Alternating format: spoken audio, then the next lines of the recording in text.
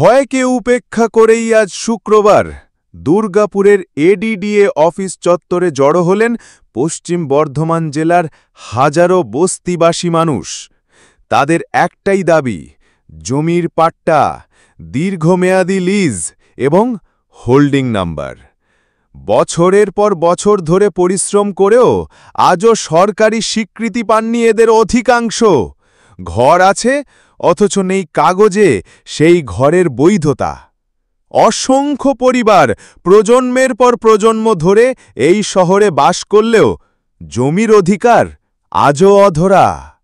পশ্চিমবঙ্গ বস্তি উন্নয়ন সমিতি পশ্চিম বর্ধমান জেলার পক্ষ থেকে আজকের এই ডেপুটেশন সরকারের কাছে স্পষ্ট বার্তা দিল, আমরা অধিকার চাই, আমরা ন্যায় চাই, আমরা মাথা উঁচু করে বাঁচতে চাই। আজকের এই সংগ্রাম কেবল বস্তিবাসীদের নয়, এটি মানুষের মৌলিক অধিকারের লড়াই।